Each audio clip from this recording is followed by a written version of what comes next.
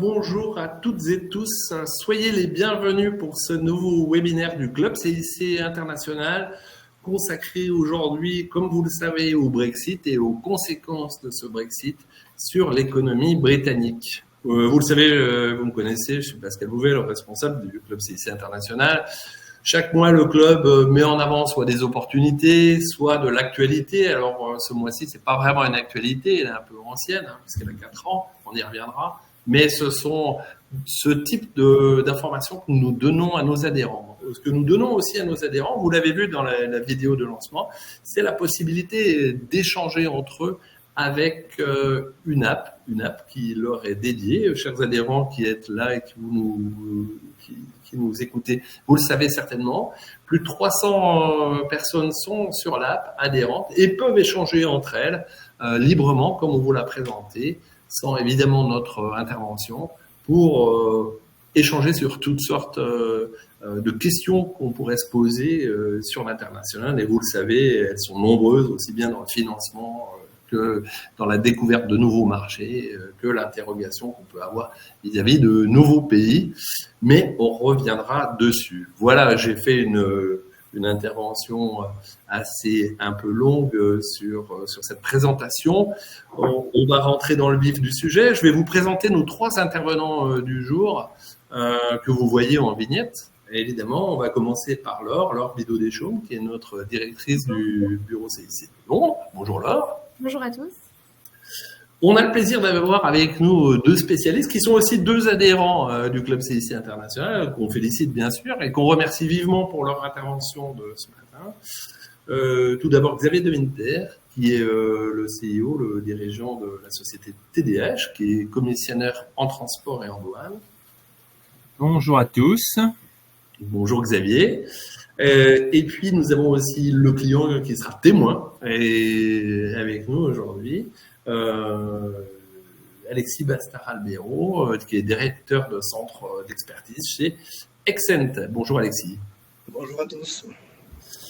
Voilà, donc comme vous le savez, ce webinaire va se dérouler des présentations de l'ordre de 45 minutes. Où nos intervenants reviendront sur un certain nombre de points, vous l'avez compris, sur la douane, sur leur expérience, sur, je dirais aussi, Laure reviendra sur le futur de l'économie britannique, un peu de passé et pas mal de futur.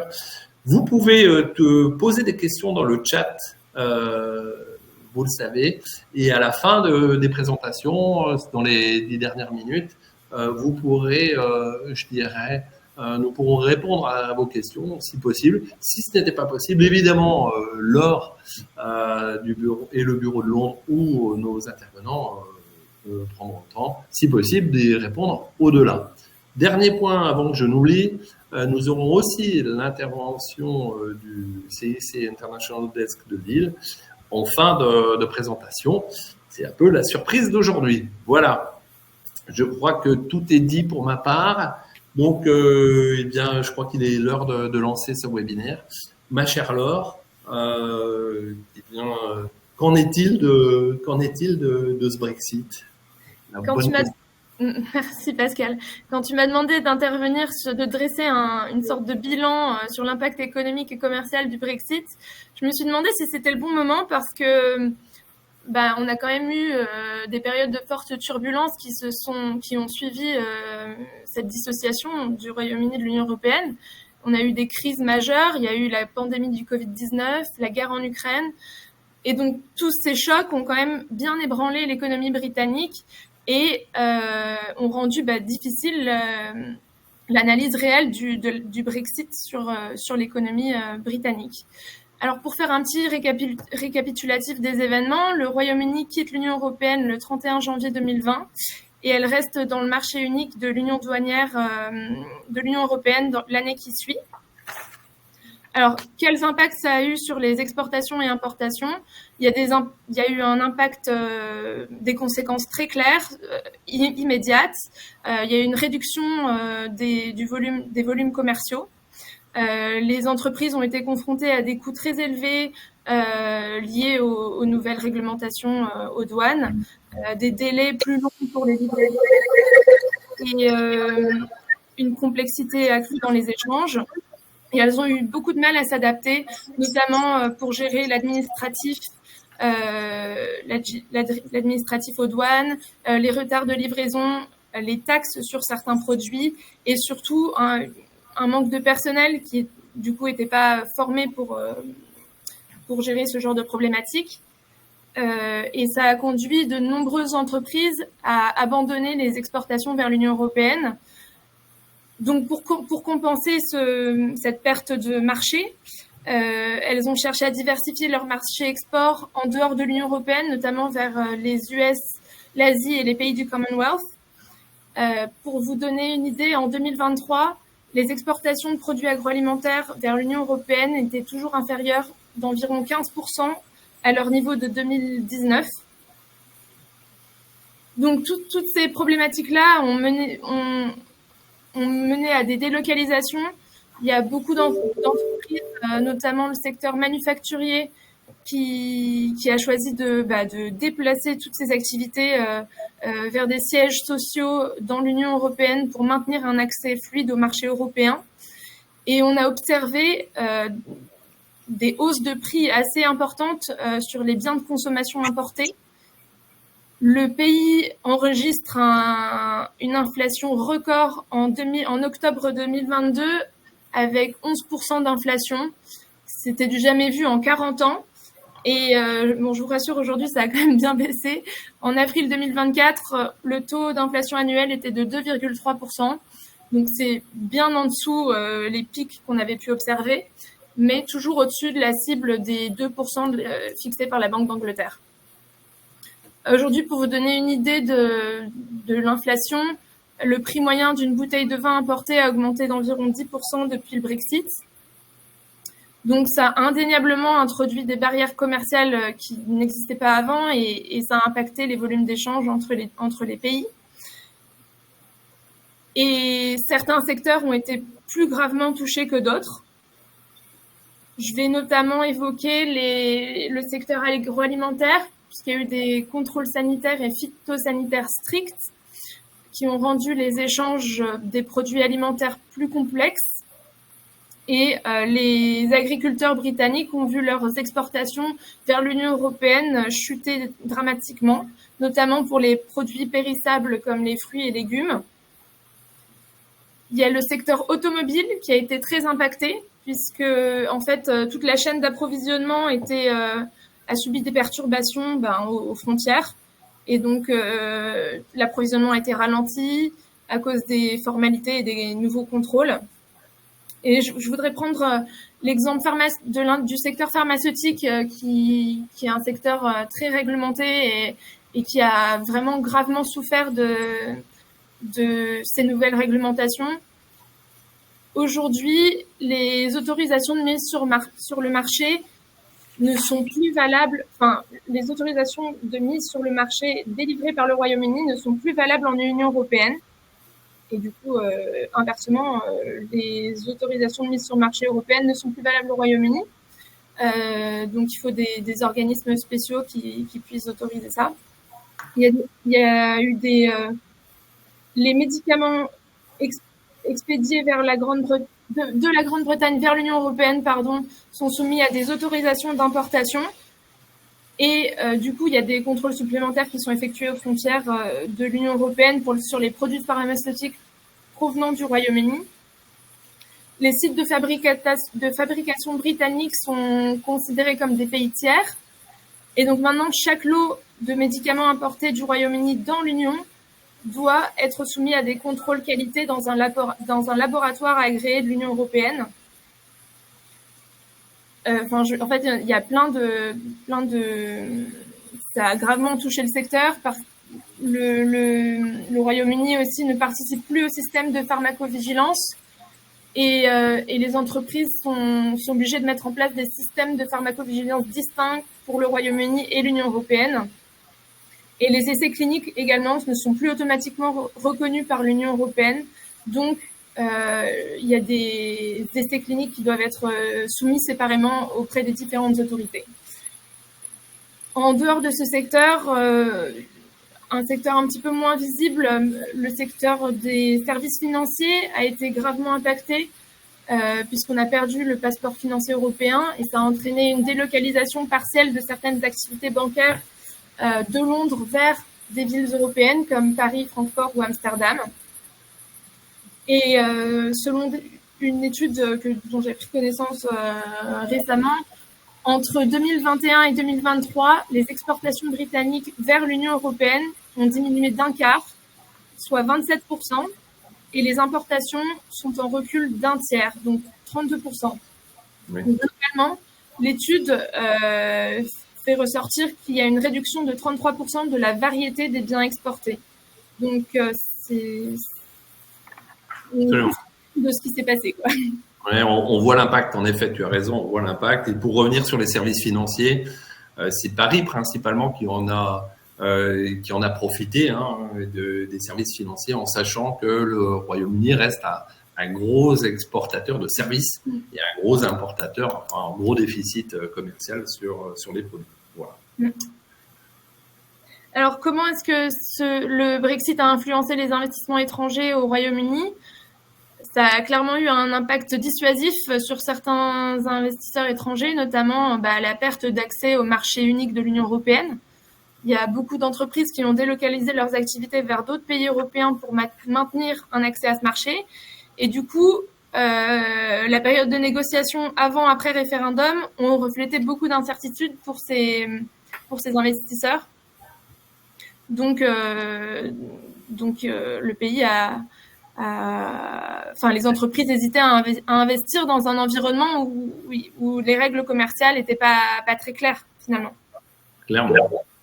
Et il est clair que l'impact, là tu l'as montré, l'impact du Brexit a été important sur les échanges avec l'UE, mais bien évidemment, comme on pouvait l'imaginer quand le Brexit a été voté. Merci Laure pour ce point-là. Je vais passer la parole à Xavier de Winter. Donc, Xavier, est-ce que vous pouvez, nous confirmer ou nous parler justement de ce que vient de nous dire Laure et quel impact ça a pu avoir sur évidemment les transferts et tout ce qui est aspect douanier?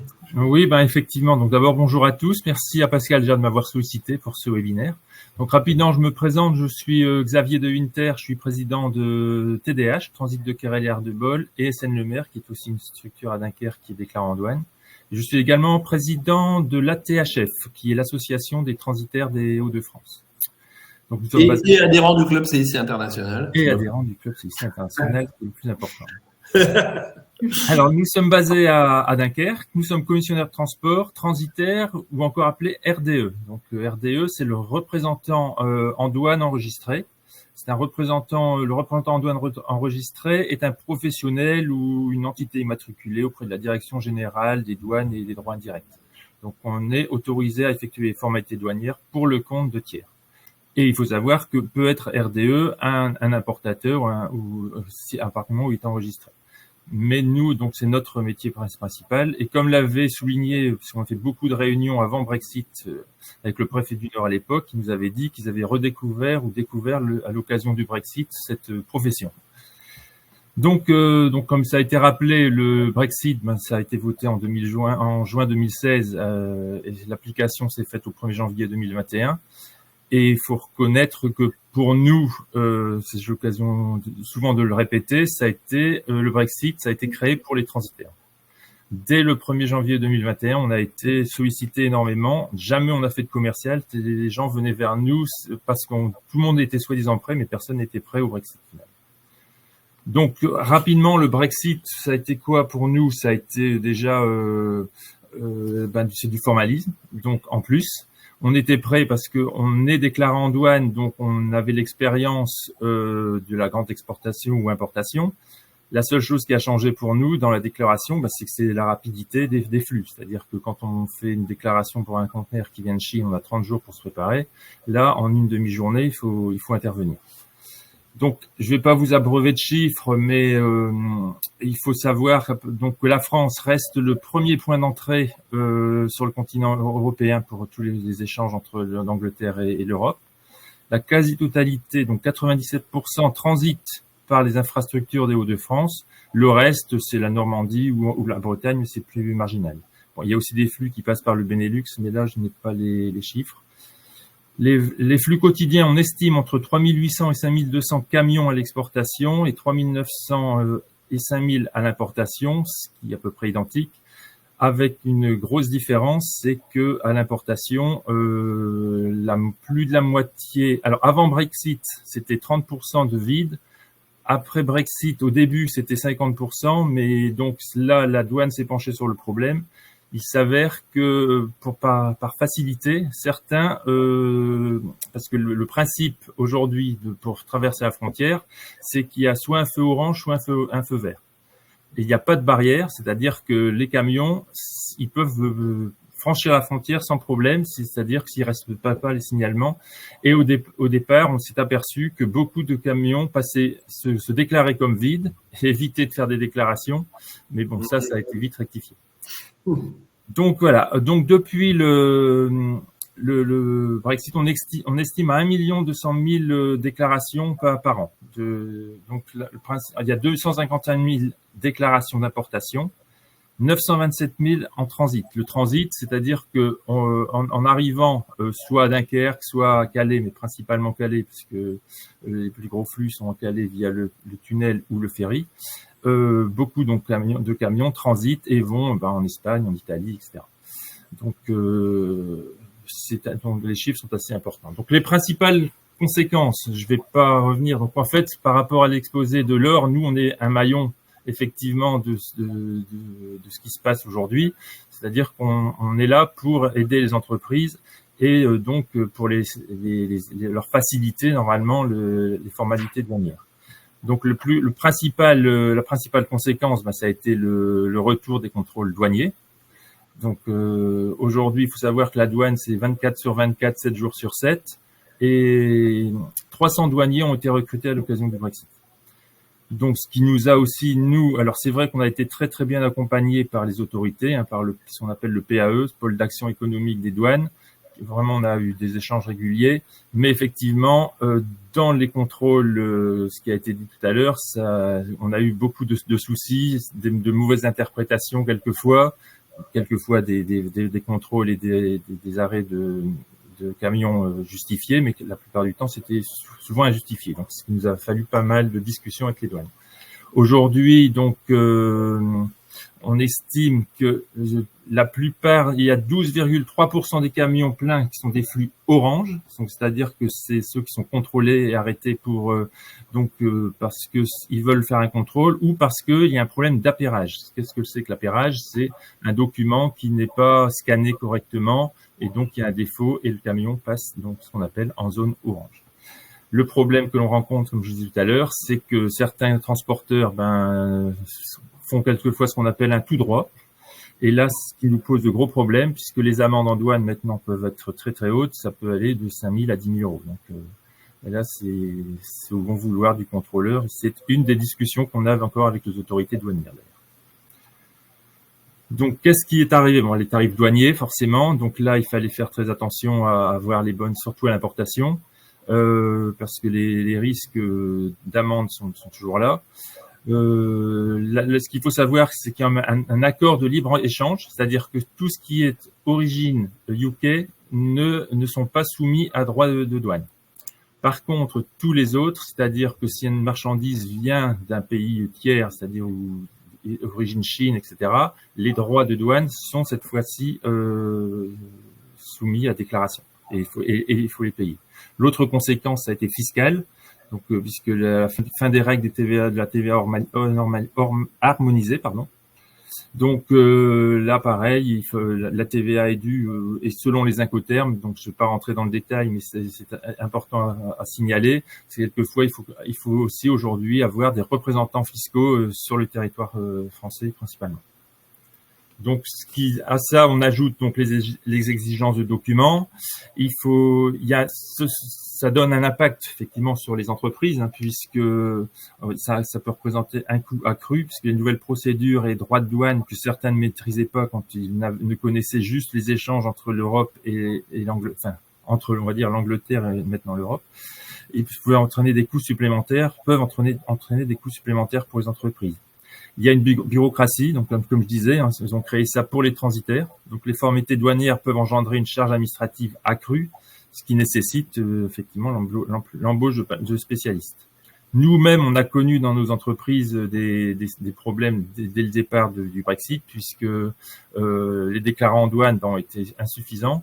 Et donc pour l'anecdote, on connaissait entre transitaires, c'était celui qui proposerait le meilleur salaire et bon, ça s'est régularisé maintenant. Mais ça a été un gros problème pour nous en tout cas. Et puis bien sûr, les entreprises doivent revoir leur accord de distribution et de partenariat. Et souvent, nous, ce que l'on conseille aux entreprises, c'est vraiment d'anticiper, parce que comme je disais tout à l'heure, le problème c'est la rapidité. Et donc, il faut vraiment, principalement, donc un apport, ce qui est le plus embêtant, et les contrôles qui risquent, et les camions risquent d'être bloqués souvent pour des petits problèmes. Si je prenais un petit exemple récemment encore, on a des solutions un peu ubuesques, c'est-à-dire que tout était fait dans les règles de l'art. C'était un produit soumis à visite vétérinaire. Il y avait 2 documents, un en anglais et un en français. Sur le français, une mention n'avait pas été barrée. Donc, pendant une semaine, ils ont bloqué le camion tant que le document nouveau n'avait pas été représenté. Donc, ça peut aller très loin quand même, avec les coûts que l'on imagine, puisqu'à la fin, ils ont demandé, c'était un camion de lait, ils ont demandé à détruire la marchandise.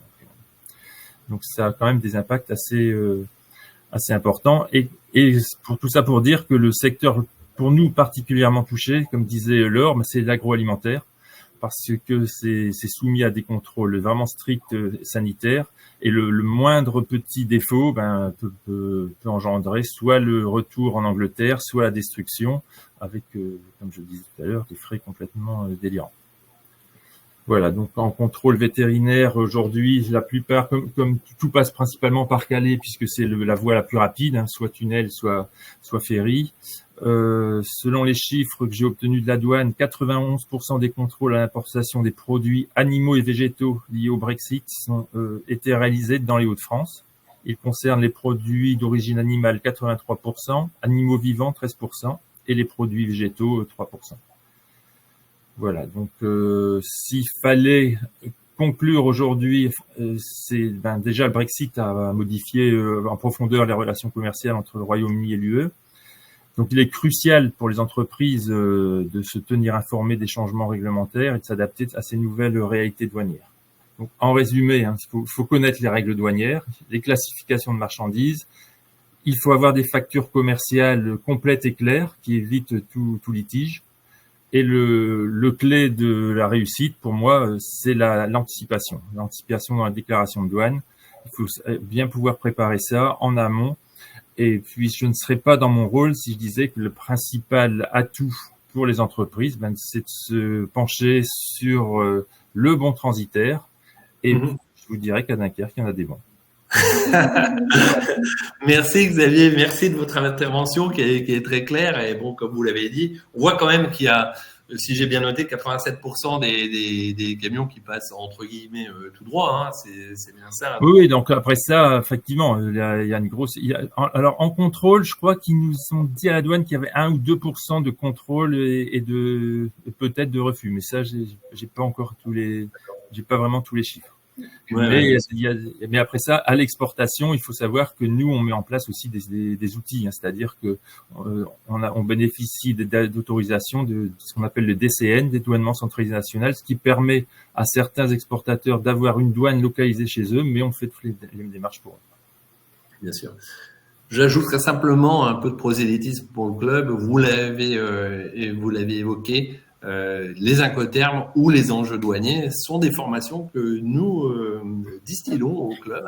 Et vous savez que le club est formateur agréé, renouvelé Calliope, et chers adhérents et autres qui voudraient les suivre, je vous engage vivement à suivre notre programme de formation et vous y inscrire pour bien préparer, comme Xavier le disait, vos exportations ou importations. Voilà.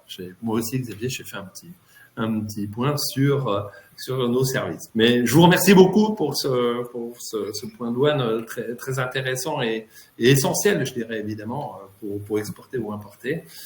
Donc, on a vu que les impacts que le Brexit avait eu, évidemment, sur l'économie britannique, sur la douane.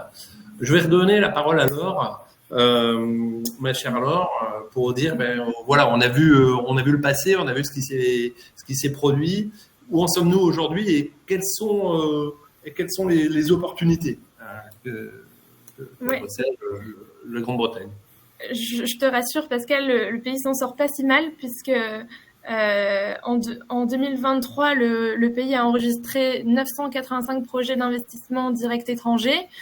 C'est une hausse de 6% par rapport à 2022 et ça place le pays en 2e position en Europe, donc c'est quand même pas mal. Le pays a cherché à tirer parti justement de cette nouvelle indépendance en matière de politique commerciale et de régulation en mettant en place des réglementations plus flexibles et des incitations fiscales pour attirer les entreprises. On observe une réduction du taux d'imposition sur les sociétés pour rendre le pays plus compétitif par rapport aux autres pays.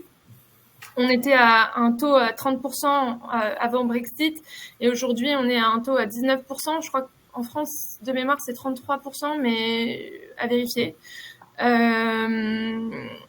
Le pays a mis en place des crédits d'impôt pour la recherche et le développement pour encourager l'innovation. Ils ont mis en place des allègements fiscaux pour les investissements dans certains secteurs stratégiques et mis en place des programmes de soutien spécifiques pour attirer des investissements dans les secteurs jugés prioritaires. Donc, il y a les technologies vertes, l'intelligence artificielle, les sciences de la vie et plein d'autres. Et le pays s'est permis de négocier des accords commerciaux bilatéraux avec d'autres pays pour faciliter les échanges et les investissements. Quels impacts ça a eu sur le marché du travail ? Alors, aujourd'hui, l'Office of National Statistics estime le nombre de travailleurs étrangers employés au Royaume-Uni au premier trimestre 2023 inférieur de 76 000 à ce qu'elle aurait été si l'emploi total des travailleurs européens et non européens était resté sur sa tendance d'avant Brexit. Après donc à la fin des restrictions sanitaires du Covid, on observe un rattrapage de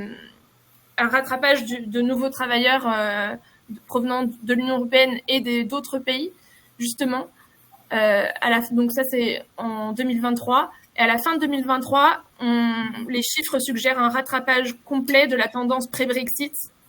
Toutefois, depuis 2023, les règles d'immigration se sont sévérisées et ça a impacté beaucoup les travailleurs dans le secteur de la santé notamment, parce que les autorités empêchaient ces travailleurs d'amener leur famille avec eux sur le territoire britannique. Et donc, on observe depuis que les travailleurs dans le secteur de la santé cherchent maintenant à retourner dans leur pays d'origine ou à chercher du travail dans d'autres pays où l'environnement est un peu moins hostile en matière d'immigration. Le nouveau gouvernement essaye de redynamiser toute l'économie britannique en mettant en place de grands projets. Et j'ai à cœur de vous parler de 4 gros chantiers. Le secteur des technologies. le gouvernement vise à prioriser les investissements dans le secteur technologique, notamment dans l'intelligence artificielle, la data, les sciences de la vie, pour booster l'innovation et la croissance du pays. Le secteur énergétique, le nouveau gouvernement vise à décarboniser complètement son système énergétique d'ici 2030. Donc, pour ça, il va y avoir beaucoup de travail puisqu'il faudra quadrupler la capacité d'éolien offshore d'ici 2030 et tripler la capacité de production photovoltaïque d'ici 2030 aussi. Ils ont prévu de créer une société publique qui s'appellera Great British Energy et allouer des capitaux importants à cette société pour favoriser les investissements dans l'énergie. Ils ont prévu d'augmenter les taxes sur les producteurs de pétrole et de gaz en mer du Nord et d'interdire les nouvelles licences d'exploration pétrolière et gazière et de supprimer des politiques d'aménagement obstructives pour les parcs éoliens terrestres. Et il prévoit également d'allouer plusieurs milliards de pounds, 6,6 milliards de pounds pour l'isolement de certains logements. Ils ont également prévu de moderniser les infrastructures de transport, notamment allouer des fonds pour la réparation, l'entretien et la rénovation des routes, qui est aujourd'hui est un peu en état de... pas d'abandon, mais comment dire Liquescence. Voilà, merci.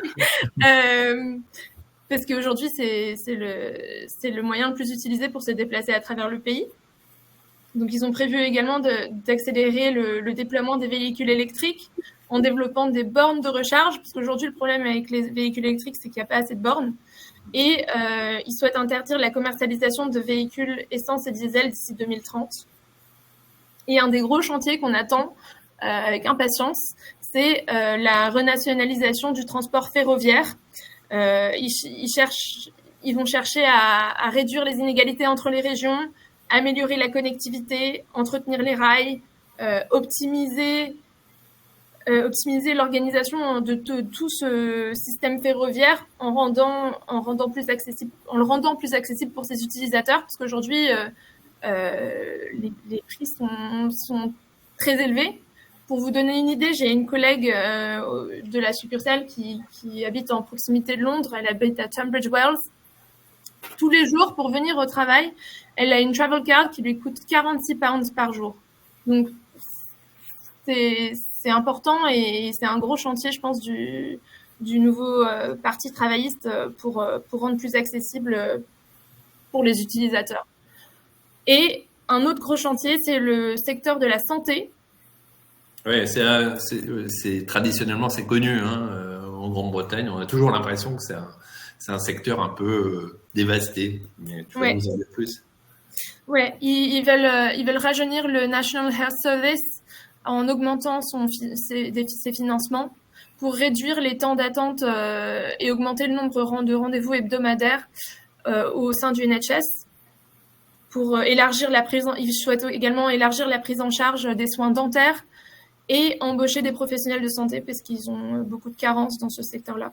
Pour vous donner une idée, en mai 2024, il y avait 6 millions de patients en attente de traitement en Angleterre. La moitié de ces patients attendaient depuis plus de 18 semaines, donc c'est à peu près 4 mois, et plus de 300 000 patients attendent depuis plus d'1 an. Donc il y a vraiment un gros chantier à mettre en place et le Parti travailliste a beaucoup à faire.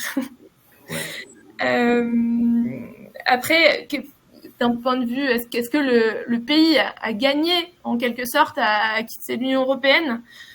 Il a gagné en autonomie réglementaire, je dirais, puisqu'il peut définir ses propres réglementations, notamment dans les domaines financiers et commerciaux, et ça lui permet d'adopter des règles plus flexibles et adaptées à ses propres intérêts. Et il a une politique commerciale plus indépendante, puisqu'il est libre de négocier avec des pays tiers et sans être lié par la politique commerciale commune de l'Union européenne. Donc c'est plutôt pas mal. Et donc il y a eu des accords de libre-échange conclus avec l'Australie et la Nouvelle-Zélande en mai 2023.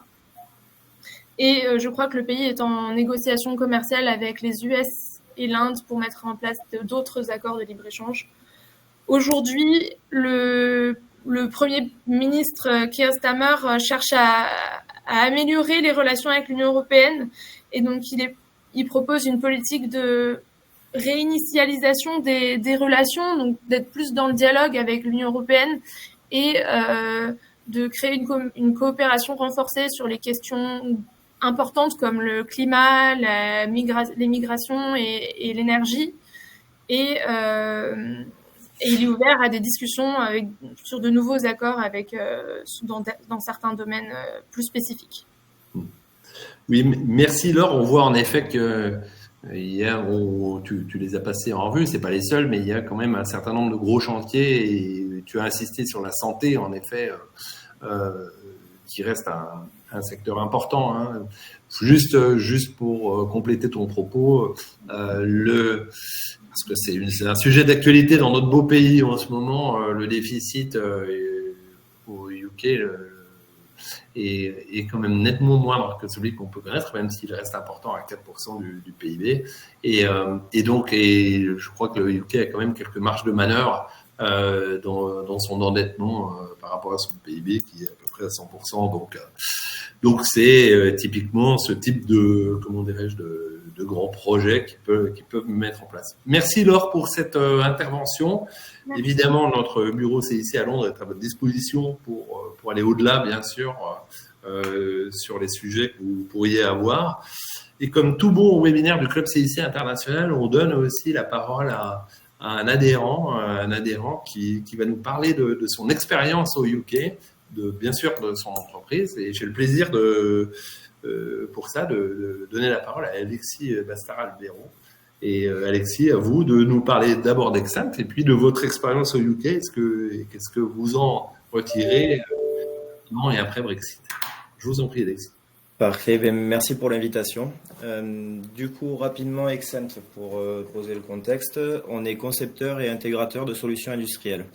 Alors, ça veut dire quoi? Ça veut dire qu'on accompagne nos clients sur la conception de leurs produits et sur la définition, le design et la réalisation de leur ligne de production.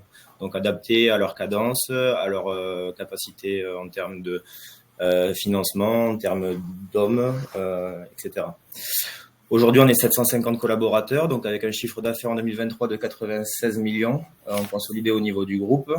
Cette année, le trend va nous faire passer la barre des 100 millions d'euros. Donc, on a 30 ans d'expérience. Le fondateur est toujours notre PDG aujourd'hui. Et donc, on est une entreprise à capital 100% privé. En termes d'activité, on est forcément obligé de travailler sur une certification ISO 9001 et EN 9100 parce que principalement issu de l'aéronautique. En termes d'implantation, donc la société a été créée à Toulouse et on a créé un maillage au niveau national pour accompagner tous nos clients. Depuis 2017, du coup, on a créé une entité en Angleterre et depuis cette année au Canada et aux États-Unis. L'Allemagne et la Roumanie ont été créés dans les années 2000, la Roumanie dans les années 2000, et l'Allemagne est encore un front office en cours de création. Donc on l'a dit, je vois très mal là. On l'a dit, donc aujourd'hui on a deux sites en Angleterre, donc un à Chester et un à Bristol, sachant que on a essayé aussi d'ouvrir à Belfast, mais l'expérience n'a pas été bénéfique. Il a fallu qu'on arrête le développement sur cette partie-là. Donc en Allemagne, on est basé à Hambourg. Oui, je vous en prie. Vous êtes à Hambourg en Allemagne. Et quel est le plus ancien des deux sites, Alexis? Ça va être Chester. C'est par là qu'on a démarré. Donc j'ai démarré là-bas seul en 2017 avec un contrat pour le client qui est Airbus, donc qui construit ses ailes sur le site de Bretonne. Donc un contrat de délégation d'achat et de pilotage de supply chain. Au début, on a démarré avec des supports en job shopper, donc on avait des indépendants qui travaillaient avec moi. Et au bout de 3 ans, ensuite, on a vraiment créé la filiale. Le groupe m'a permis de créer la filiale et l'activité a décollé. On reviendra peut-être un peu dessus par la suite.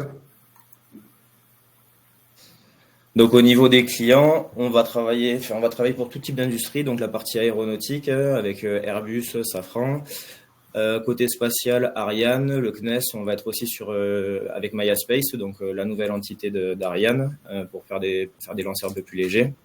En militaire, on accompagne le CEA, le MBDA et Naval Group. On travaille dans les énergies, donc principalement avec General Electric. On peut travailler aussi pour EDF et encore une fois le CEA. Au niveau du ferroviaire, on va travailler pour Alstom et CAF, donc et la RATP, principalement les constructeurs, mais aussi les équipementiers, et diverses industries tels que Manitou, Poquelin, qui vont être des clients un peu différents par rapport à nos activités habituelles. Voilà, donc aujourd'hui en termes de ce qu'on disait, hein, donc on est concepteur intégrateur de solutions industrielles, donc on va avoir 4 grands axes. La partie développement produit, donc avec une expertise dans l'intériorisme, que ce soit côté ferroviaire ou côté aéronautique. On va concevoir soit des intérieurs de train, soit des sièges pour avions, soit toute la partie système électrique sur le câblage d'un avion. Industrialisation et process, donc c'est toute la partie support de production. Donc là, on va faire tous les petits outillages qui vont permettre de produire les produits de nos clients.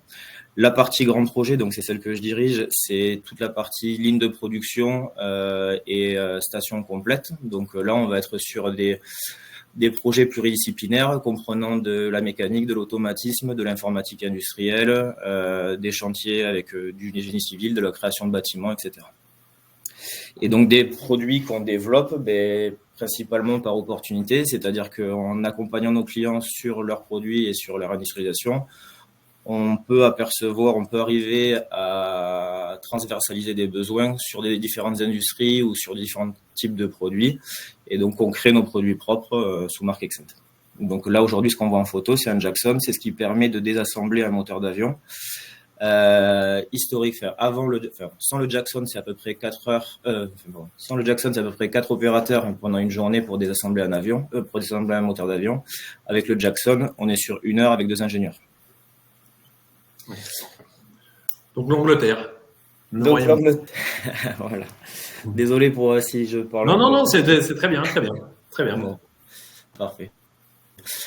L'Angleterre, pour moi, ça a commencé en 2017. Donc, je suis parti seul avec un contrat à faire démarrer. Sur les 2 premières années, on a tourné entre 4 et 2 personnes. La 3e année, j'ai rencontré deux personnes qui aujourd'hui sont actionnaires de la structure, avec lesquelles on a décidé de monter la filiale Exent UK. Ce qui nous a vraiment permis d'asseoir Exent en Angleterre, parce qu'en tant que front office, on était confronté à toutes les problématiques que vous avez pu identifier auparavant sur les réglementations douanières, etc. En créant Exent UK, on a pris racine et on a pu commencer à produire directement de l'Angleterre pour l'Angleterre. Donc, on s'est dissocié de ces problématiques de commerce entre l'Angleterre et l'UE.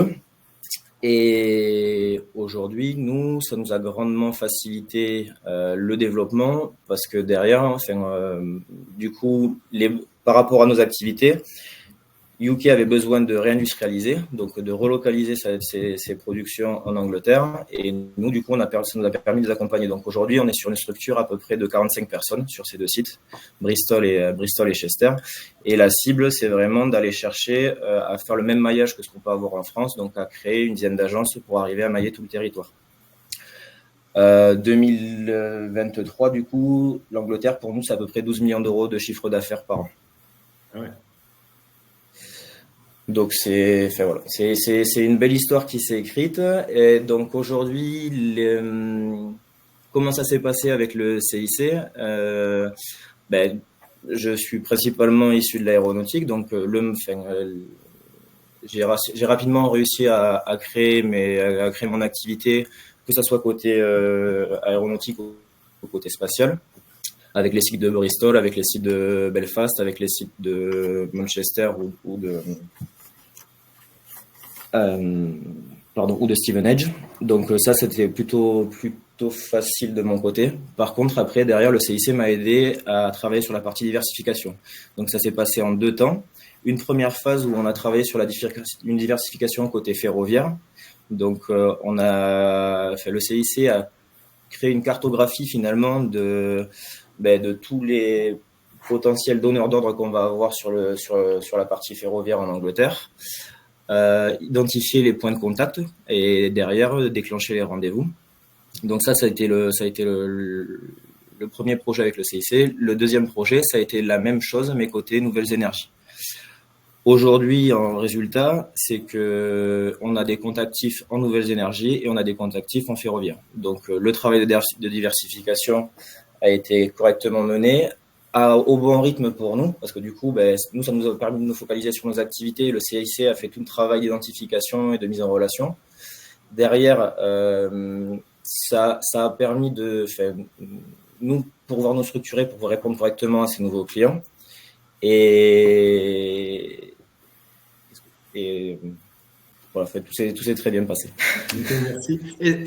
Alexis, est-ce que vous voyez une différence entre, parce que vous êtes donc installé, on l'a bien compris, anté-Brexit, entre l'avant et l'après? Est-ce que vous voyez une différence? Et si oui, quelle est-elle la plus importante? Nous, le Brexit, ça nous a fait accélérer, je pense, dans le développement. C'est aujourd'hui, le fait qu'on a créé vraiment l'entité au bon moment, c'est-à-dire pendant la période du Brexit, tous nos clients souhaitaient vraiment travailler avec des entreprises anglaises.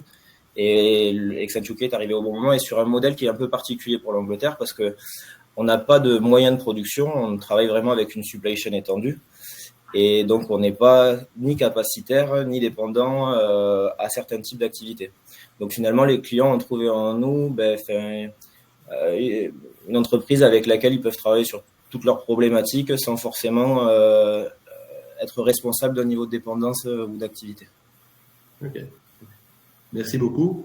Merci pour votre témoignage sur la Grande-Bretagne. On voit qu'il y a de belles réussites. Il y a une question pour vous, mais on la reprendra un peu plus tard, je pense, Alexis, dans les questions, sur votre expérience en Irlande, je crois, et vous y répondrez un peu après. Vous le voyez, on a le plaisir d'accueillir Shayal Patel de l'International Desk CIC de Lille. Hello, Shayal.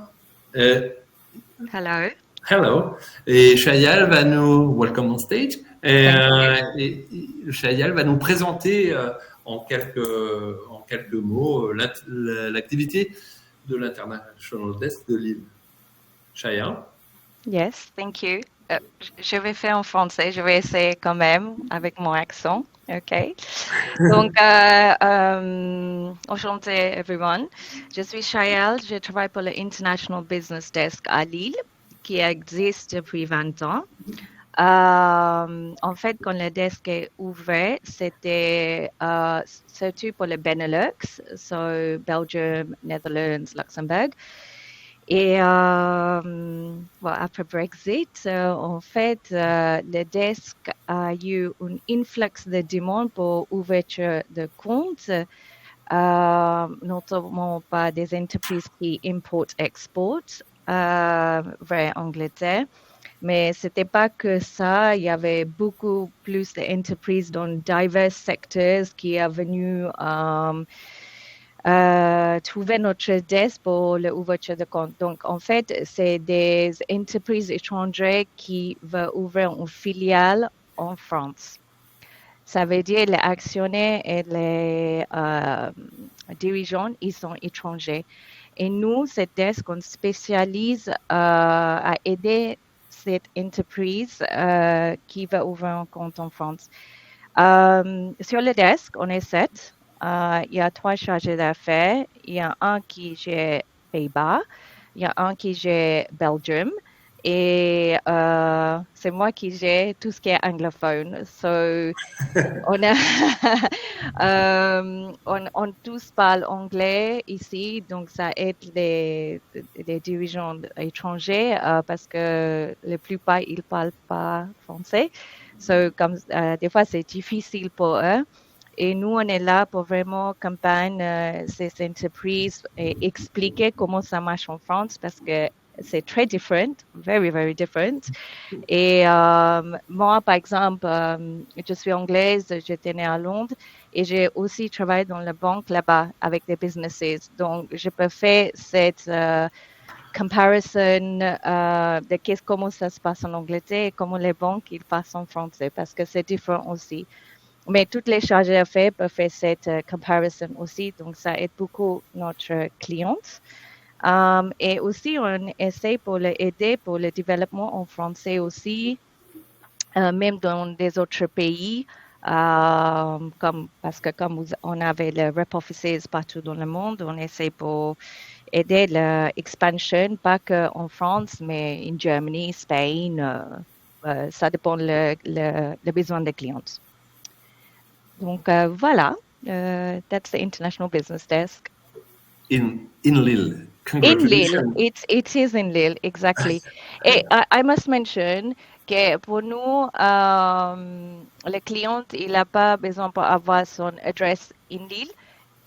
Ça peut être partout en France. Le critère, c'est que l'actionnaire il est étranger et la maison mère, c'est étranger. Et nous, on peut gérer ça de ici. Il n'y a pas de problème. Parfait, Chayal. Wonderful French. Thank you. I did try. Yeah, thank you so much. Merci Thanks. beaucoup, Chayal. Merci à nos intervenants. Je crois qu'on a quelques questions dans le chat. La première qui vous est adressée, Alexis, je le disais. C'est Jacques qui nous demande, avez-vous renoncé à votre implantation à Belfast à cause des contrôles douaniers entre la Grande-Bretagne et l'Irlande du Nord? Je ne crois pas, mais vous allez répondre mieux que moi, bien sûr. Non, on avait ouvert Belfast pour approcher Spirit et donc on a réussi à ouvrir le compte. Par contre, l'activité n'était pas suffisamment soutenue pour maintenir une équipe sur Belfast. Donc on a forfaitisé le travail et on le traitait directement depuis Manchester. D'accord. Voilà. Donc c'est pas pour des raisons, cher Jacques, c'est pas pour des raisons douanières, même si vous avez raison.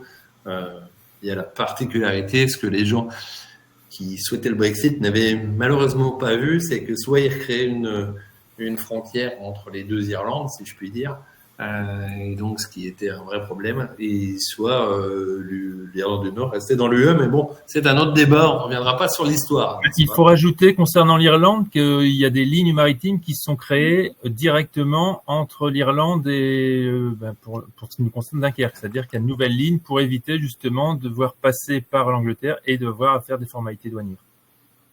Parfait, merci Xavier, on voit l'homme de l'art, parfait. Merci beaucoup. On avait aussi Eric qui nous disait, en quittant l'UE, le UK n'a-t-il pas perdu une partie de son influence politique sur la scène internationale quand on pense l'opinion publique au UK? C'est une bonne question. C'est une bonne question, effectivement. Je pense que le Brexit a contraint le pays à redéfinir son identité d'un point de vue, sur la scène internationale. On a vu beaucoup dans les médias le terme Global Britain apparaître. Je ne sais pas si vous l'avez vu dans les médias français, mais c'était pour dire que le Brexit ne rendait en rien la diminution de, pardon, je ne sais plus parler, que son statut international ne baisserait pas, en fait. Après, le pays reste membre de l'OTAN, du G8, du Commonwealth, de l'ONU. Je pense qu'il est encore présent sur la scène internationale. Après, pour moi, il continue à avoir une portée mondiale, mais je saurais pas trop répondre. C'est une question vaste. Géopolitique. Ouais, géopolitique. Non, mais il est clair que quand on voit les fondamentaux, on les a regardés évidemment en préparant ce webinaire de la Grande-Bretagne. Ça reste une grande économie, évidemment, un grand acteur mondial. Je crois qu'on écoute des exportations vers la Grande-Bretagne. Ça reste un grand pays. Alors, vous savez qu'il y a une particularité. Il est très déficitaire en termes de biens, donc beaucoup plus d'importations que d'exportation de biens, mais par contre très excédentaire en termes de services.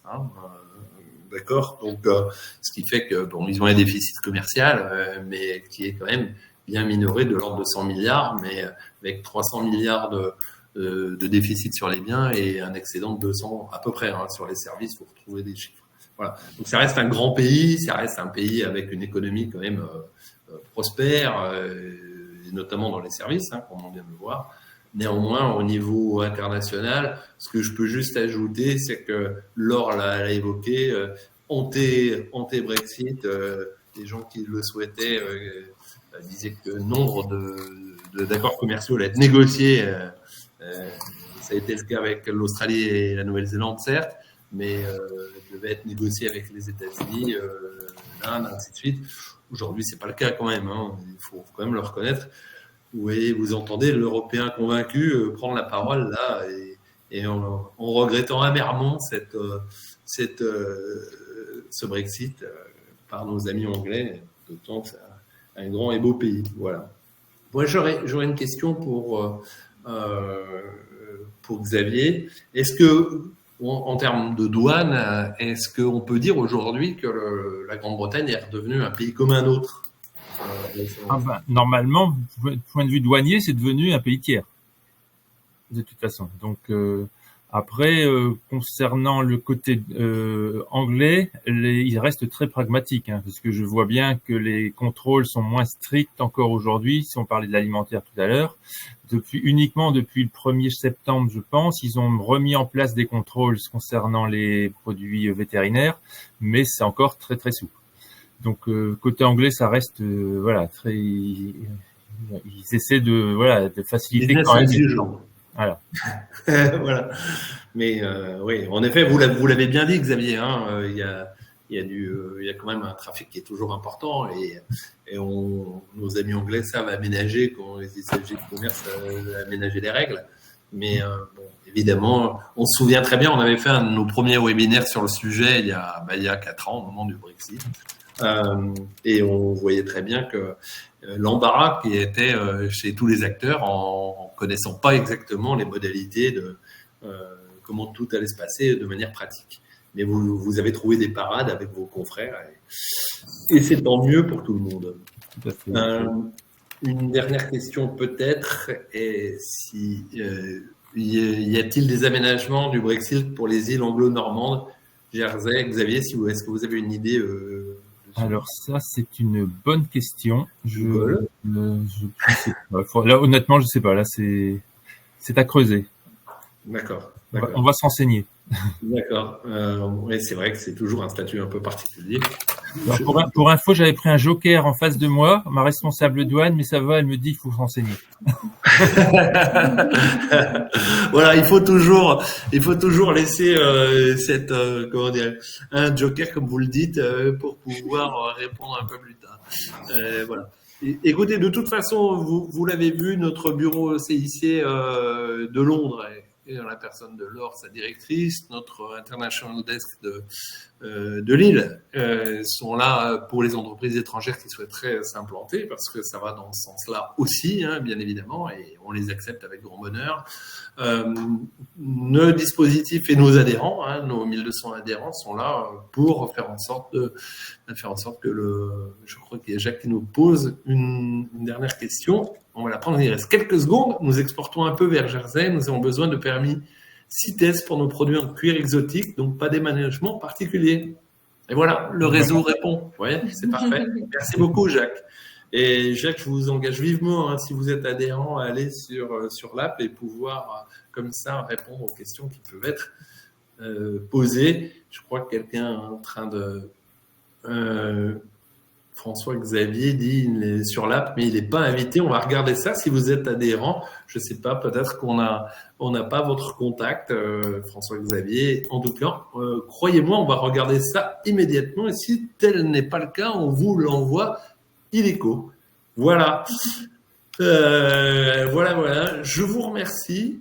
Je vous remercie, mesdames, Ayal, Laure.